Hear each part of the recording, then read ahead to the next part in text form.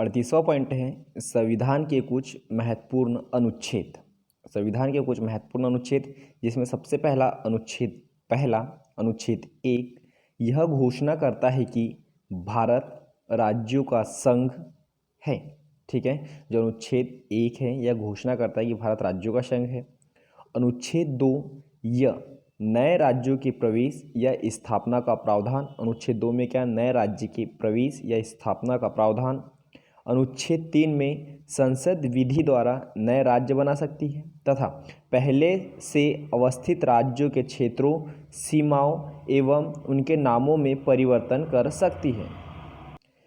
अनुच्छेद 5 संविधान के प्रारंभ होने के समय भारत में रहने वाले वे सभी व्यक्ति यहाँ के नागरिक होंगे जिनका जन्म भारत में हुआ हो, जिनके पिता या माता भारत के नागरिक हो या संविधान के समय भारत में रह रहे हो। ठीक है, तो अनुच्छेद 5 क्या बताता है कि संविधान के प्रारंभ होने के समय भारत में रहने वाले वे सभी व्यक्ति यहाँ के नागरिक होंगे जिनका जन्म भारत में हुआ हो या जिनके पिता या माता संविधान के नागरिक हो या संविधान के प्रारंभ के समय से भारत में रह रहे हो। ठीक है फ्रेंड। अनुच्छेद 53 संघ की कार्यपालिका संबंधित शक्ति राष्ट्रपति में निहित होती है। अनुच्छेद 53 में क्या हो जाएगा कि जो संघ की कार्यपालिका संबंधी शक्ति है वो राष्ट्रपति में निहित होती है। अगला देखिए अनुच्छेद 64। अनुच्छेद 64 उपराष्ट्रपति राज्यसभा का पदेन अध्यक्ष होगा। अनुच्छेद 64 में उपराष्ट्रपति जो होगा राज्यसभा का पदेन अध्यक्ष होगा। अनुच्छेद 74 में एक मंत्रिपरिषद होगी जिसके शीर्ष पर प्रधानमंत्री रहेगा, जिसकी सहायता एवं सुझाव के आधार पर राष्ट्रपति अपने कार्य संपन्न करेगा। राष्ट्रपति मंत्रिपरिषद के लिए किसी सलाह के पुनर्विचार को आवश्यक समझ सकता है, पर पुनर्विचार के पश्चात दी गई सलाह के अनुसार वह कार्य करेगा। इससे संबंधित किसी विवाद की परीक्षा किसी न्यायालय में नहीं की जाएगी। अनुच्छेद 76 में राष्ट्रपति द्वारा महान्यायवादी की नियुक्ति की जाएगी। तो जो अनुच्छेद 76 है उसमें क्या हो जाएगा, राष्ट्रपति द्वारा महान्यायवादी की नियुक्ति की जाएगी। अनुच्छेद 78 की अगर हम बात करें तो प्रधानमंत्री का यह कर्तव्य होगा कि वह देश के प्रशासनिक एवं विधायी मामलों तथा मंत्रिपरिषद के निर्णय के संबंध में राष्ट्रपति को सूचना दे, यदि राष्ट्रपति इस प्रकार की सूचना प्राप्त करना आवश्यक समझे तब। अनुच्छेद 78 के तहत। ठीक है, अनुच्छेद 86 में इसके अंतर्गत राष्ट्रपति द्वारा संसद को संबोधित करने तथा संदेश भेजने के अधिकार का उल्लेख है। अनुच्छेद 86 में इसके अंतर्गत अनुच्छेद 86 के अंतर्गत राष्ट्रपति द्वारा संसद को संबोधित करने तथा संदेश भेजने का अधिकार का उल्लेख किया गया है। अनुच्छेद 89 में राज्यसभा के सभापति एवं उपसभापति। अनुच्छेद 108 के तहत यदि किसी विधेयक के संबंध में दोनों सदनों में गतिरोध उत्पन्न हो गया हो तो संयुक्त अधिवेशन का प्रावधान है। अनुच्छेद 108 में क्या, किसी भी विधेयक के संबंध में दोनों सदनों में लोकसभा या राज्यसभा में गतिरोध उत्पन्न हो गया हो तो संयुक्त अधिवेशन का प्रावधान अनुच्छेद 108 में किया गया है। अनुच्छेद 110 यह धन विधेयक को इसमें परिभाषित किया गया है। धन विधेयक को किसमें परिभाषित किया गया है, तो अनुच्छेद 110 में धन विधेयक को परिभाषित किया गया है। अनुच्छेद 111 के तहत क्या हो जाएगा, संसद के दोनों सदनों द्वारा पारित विधेयक राष्ट्रपति के पास जाता है। अनुच्छेद 111 में संसद के दोनों सदनों द्वारा पारित विधेयक राष्ट्रपति के पास जाता है। राष्ट्रपति उस विधेयक को सम्मति प्रदान कर सकता है या अस्वीकृत कर सकता है। वह संदेश के साथ या बिना संदेश के संसद को उस पर पुनर्विचार के लिए भेजा जा सकता है। यदि दोबारा विधेयक को संसद द्वारा राष्ट्रपति के पास भेजा जाता है तो वह उसे अस्वीकृत नहीं करेगा। यह अनुच्छेद 111 में कहा गया है। अनुच्छेद 112 प्रत्येक वित्तीय वर्ष हेतु राष्ट्रपति द्वारा संसद के समक्ष बजट पेश किया जाएगा। तो अनुच्छेद 112 में प्रत्येक वित्त वर्ष में राष्ट्रपति द्वारा संसद के समक्ष बजट पेश किया जाएगा। अनुच्छेद 123 में संसद के अवकाश सत्र नहीं चलने की स्थिति में राष्ट्रपति को अध्यादेश जारी करने का अधिकार है। अनुच्छेद 123 के तहत राष्ट्रपति को अध्यादेश जारी करने का अधिकार है कब? जब संसद का अवकाश चल रहा हो तब। अनुच्छेद 124 इसके अंतर्गत सर्वोच्च न्यायालय के गठन का वर्णन किया गया है। अनुच्छेद 124 में सर्वोच्च न्यायालय के गठन का वर्णन किया गया है अनुच्छेद 124 में। आगे अगर हम बात करें तो अनुच्छेद 129 सर्वोच्च न्यायालय एवं अभिलेख न्यायालय है। अनुच्छेद 129 में क्या हो जाएगा? सर्वोच्च न्यायालय एवं अभिलेख न्यायालय। अनुच्छेद 148 में नियंत्रक एवं महालेखा परीक्षक की नियुक्ति राष्ट्रपति द्वारा की जाएगी। तो अनुच्छेद 148 के तहत नियंत्रक एवं महालेखा परीक्षक की नियुक्ति कौन करेगा? राष्ट्रपति के द्वारा की जाएगी। अनुच्छेद 163 में राज्यपाल के कार्यों में सहायता एवं सुझाव देने के लिए राज्यों में एक मंत्रिपरिषद एवं इसके शीर्ष पर मुख्यमंत्री होगा, पर राज्यपाल के स्वविवेक संबंधी कार्यों में वह मंत्रिपरिषद के सुझाव लेने के लिए बाध्य नहीं होगा। ये कहा हमें अनुच्छेद 163। ठीक है, आगे अगर हम बात करें तो अनुच्छेद 169 में राज्यों में विधान परिषदों की रचना या उनकी समाप्ति विधानसभा द्वारा बहुमत से पारित प्रस्ताव तथा संसद द्वारा इसकी स्वीकृति से संभव है। अनुच्छेद 169 में कहा है कि राज्यों में विधान परिषदों की रचना या उनकी समाप्ति विधानसभा द्वारा बहुमत से पारित प्रस्ताव द्वारा तथा संसद इसकी स्वीकृति के संभव है। अनुच्छेद 200 अनुच्छेद नंबर 200 में कहा है कि राज्यों की विधायिका द्वारा पारित विधेयक राज्यपाल के समक्ष प्रस्तुत किया जाएगा। जो राज्यों की विधायिका है उसके द्वारा जो पारित विधेयक है वो राज्यपाल के समक्ष प्रस्तुत किया जाएगा। वह इस पर अपनी सम्मति दे सकता है या इसे अस्वीकृत भी कर सकता है। वह इस विधेयक व संदेश के साथ या बिना संदेश के पुनर्विचार हेतु विधायिका को वापस भेज सकता है, पर पुनर्विचार के बाद दोबारा विधेयक आ जाने पर वह इसे अस्वीकृत नहीं कर सकता। इसके अतिरिक्त वह विधेयक को राष्ट्रपति के पास विचार के लिए भी भेज सकता है। यह अनुच्छेद 200 में कहा गया है। ठीक है, अनुच्छेद 213 के तहत राज्य विधायिका के सत्र में नहीं रहने पर राज्यपाल अध्यादेश जारी कर सकता है। अनुच्छेद 213 के तहत राज्य विधायिका के सत्र में नहीं रहने पर राज्यपाल अध्यादेश जारी कर सकता है। अनुच्छेद 214 सभी राज्यों के लिए उच्च न्यायालय की व्यवस्था होगी। अनुच्छेद 214 में क्या हो जाएगा? सभी राज्यों के लिए उच्च न्यायालय की व्यवस्था होगी। अनुच्छेद 226 में मूल अधिकारों के प्रवर्तन के लिए उच्च न्यायालय को लेख जारी करने की शक्तियाँ हैं। अनुच्छेद 226 में मूल अधिकारों के प्रवर्तन के लिए उच्च न्यायालय को लेख जारी करने की शक्तियाँ हैं। अनुच्छेद 233 जिला न्यायाधीशों की नियुक्ति राज्यपाल द्वारा उच्च न्यायालय के परामर्श से की जाएगी। अनुच्छेद 233 में जिला न्यायाधीशों की नियुक्ति राज्यपाल द्वारा उच्च न्यायालय के परामर्श से की जाएगी। ठीक है फ्रेंड्स, अनुच्छेद 235 उच्च न्यायालय का नियंत्रण अधीनस्थ न्यायालयों पर रहेगा। अनुच्छेद 235 में उच्च न्यायालय का नियंत्रण अधीनस्थ न्यायालयों पर रहेगा।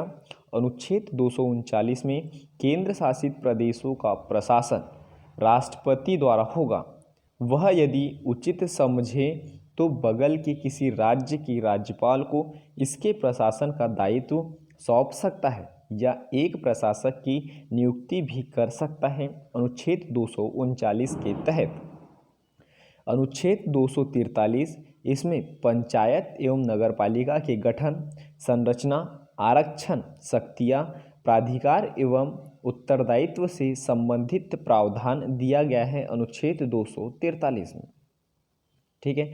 अनुच्छेद 245, अनुच्छेद 245 इसके तहत संसद संपूर्ण देश या इसके किसी हिस्से के लिए तथा राज्य विधानपालिका अपने राज्य या इसके किसी हिस्से के लिए कानून बना सकती है। अनुच्छेद 245 में अनुच्छेद 248 अनुच्छेद 248 में विधि निर्माण संबंधी अवशिष्ट शक्तियां संसद में निहित है। अनुच्छेद 248 में विधि निर्माण संबंधी अवशिष्ट शक्तियां संसद में निहित हैं।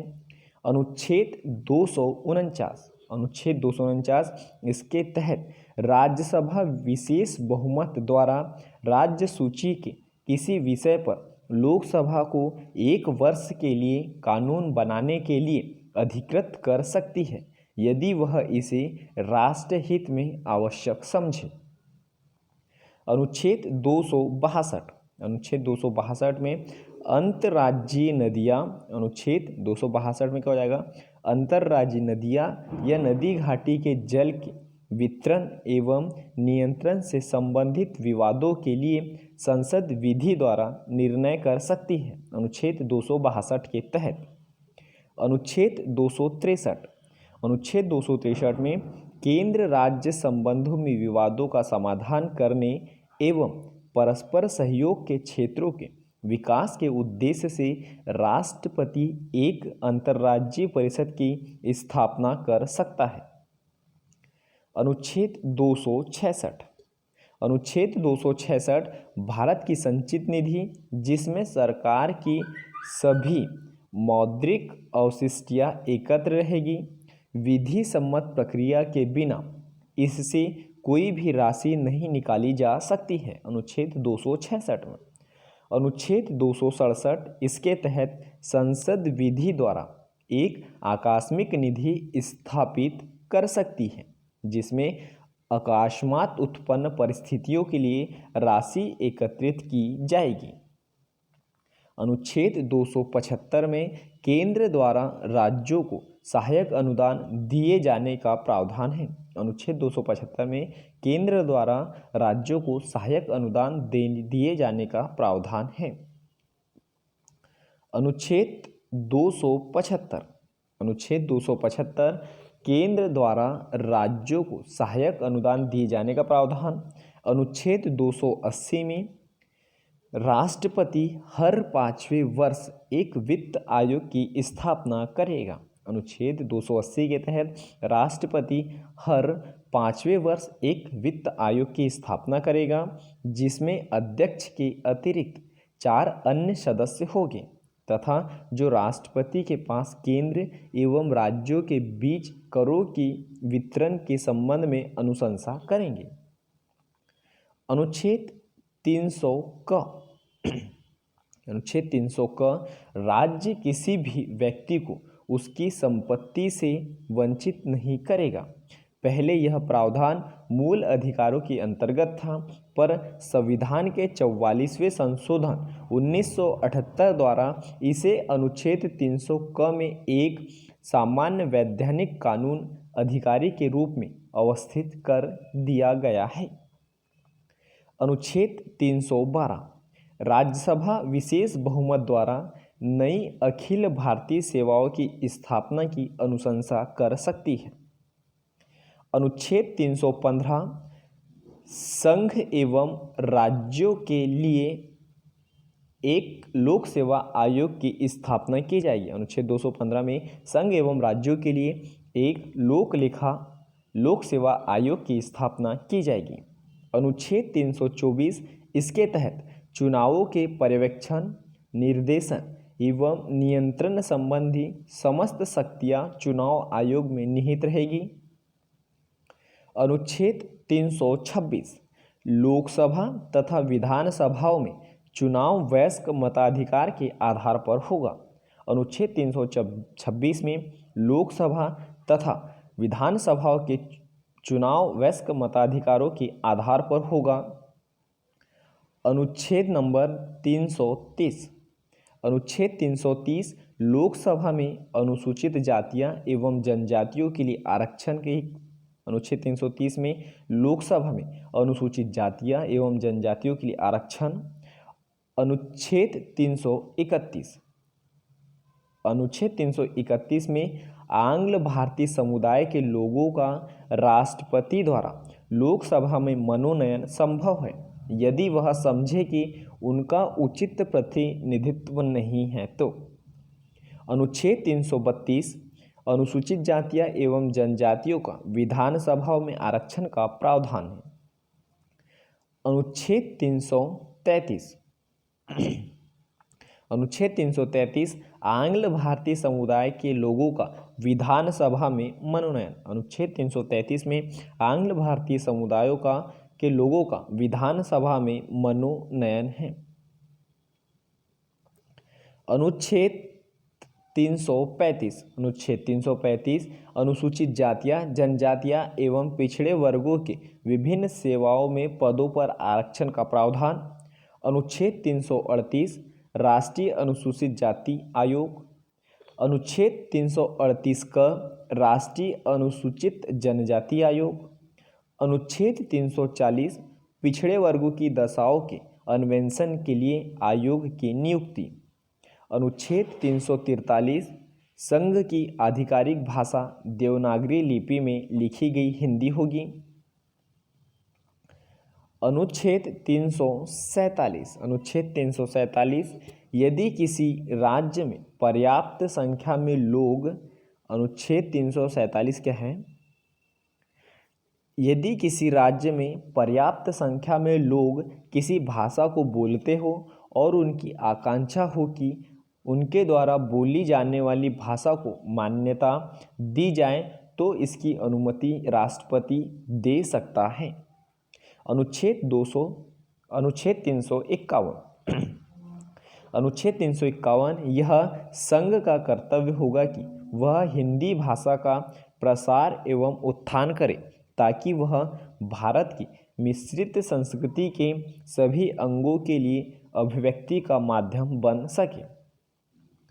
अनुच्छेद 352 राष्ट्रपति द्वारा आपात स्थिति की घोषणा यदि वह समझता हो कि भारत या इसके किसी भाग की सुरक्षा युद्ध, बाह्य आक्रमण या सैन्य विद्रोह के फलस्वरूप खतरे में है। अनुच्छेद 355 इसमें बाह्य आक्रमण और आंतरिक अशांति से राज्य की रक्षा करने का संघ का कर्तव्य का उल्लेख है। अनुच्छेद 356 यदि किसी राज्य के राज्यपाल द्वारा राष्ट्रपति को यह रिपोर्ट दी जाए कि उस राज्य में संवैधानिक तंत्र असफल हो गया है तो वह राष्ट्रपति शासन लागू किया जा सकता है अनुच्छेद 356 के तहत।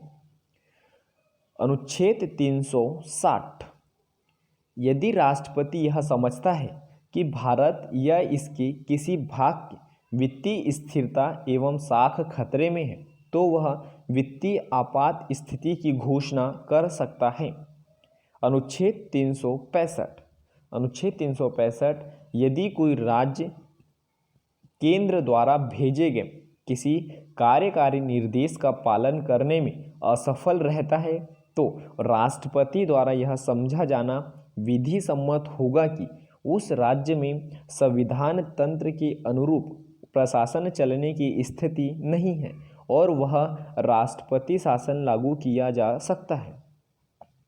अनुच्छेद 368 संसद को संविधान के किसी भी भाग का संशोधन करने का अधिकार है। अनुच्छेद 368 में संसद को संविधान के किसी भी भाग का संशोधन करने का अधिकार है। अनुच्छेद 370 में इसके अंतर्गत जम्मू और कश्मीर की विशेष स्थिति का वर्णन है। अनुच्छेद 371 कुछ राज्यों के विशेष क्षेत्रों के विकास के लिए राष्ट्रपति बोर्ड स्थापित कर सकता है जैसे महाराष्ट्र, गुजरात, नागालैंड, मणिपुर इत्यादि। अनुच्छेद 394 का राष्ट्रपति अपने अधिकार के अंतर्गत इस पर संविधान का हिंदी भाषा में अनुवाद कराएगा। अनुच्छेद 395, भारतीय स्वतंत्रता अधिनियम 1947, भारत सरकार अधिनियम 1953 तथा इनके अन्य पूरक अधिनियमों को, जिसमें प्रिवी काउंसिल क्षेत्र अधिकार अधिनियम शामिल नहीं है, यहाँ रद्द किया जा सकता है।